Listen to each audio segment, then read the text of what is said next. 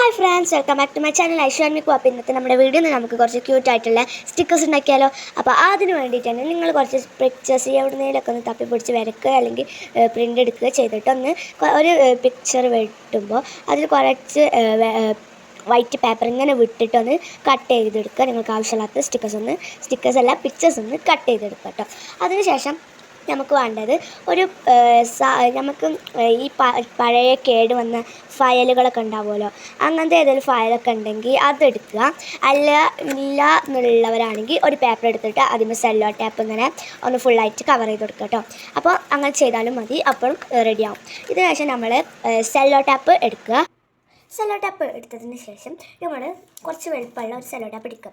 അതിനുശേഷം നമ്മൾ വെട്ടിയെടുത്ത സ്റ്റിക്കേഴ്സ് ഒട്ടിക്കുമ്പോൾ പ്രത്യേകം ശ്രദ്ധിക്കേണ്ടത്, കുറച്ച് ഭാഗം നമുക്ക് പീൽ ചെയ്യാൻ ആയിട്ട് വലിക്കാൻ ഇവിടെ കുറച്ച് ഭാഗം വിട്ടിട്ട് ഒട്ടിക്കുക കേട്ടോ. സെല്ലോ ടാപ്പ് നമുക്ക് സ്റ്റിക്ക് ചെയ്യുക, കുറച്ച് ഭാഗം മതിയേ, കുറച്ച് ഭാഗം അങ്ങനെ വിട്ടിട്ട് കട്ട് ചെയ്യുക. കുറച്ച് ഭാഗം ഇവിടെ അങ്ങനെ വിട്ടിട്ട് ഒന്ന് ഒട്ടിക്കുക കേട്ടോ. അപ്പോഴേ നമുക്ക് സ്റ്റിക്കർ വലിച്ചെടുക്കണമല്ലോ. ഈ നെയിം സ്ലിപ്പ് രീതിയില്ല, അങ്ങനത്തെ സ്റ്റിക്കേഴ്സാണ്. അപ്പോൾ കുറച്ച് കുറച്ച് ഇത് വിട്ടിട്ട് അങ്ങനെ സ്റ്റിക്കേഴ്സ് ഇങ്ങനെ അതിലേക്ക് ഒട്ടിച്ച് കൊടുക്കുക കേട്ടോ. പിന്നെ ഇവിടെ കുറച്ച് സ്ഥലം വിടണം, കാരണം നമുക്കത് എല്ലാ ഭാഗത്തും കൂടിയും ഒട്ടിപ്പിടിക്കണം. അപ്പോൾ അതിനായിട്ടാണ്. പിന്നെ ഒരു സെല്ലോ ടാപ്പുമ്പോൾ തന്നെ കുറേ ഒട്ടിക്കാനൊക്കെ പറ്റും. ഇതാകണ്ടോ, ഇങ്ങനെ ഇനി ഇവിടെ ഒക്കെ ഇങ്ങനെ ഒട്ടിക്കാം.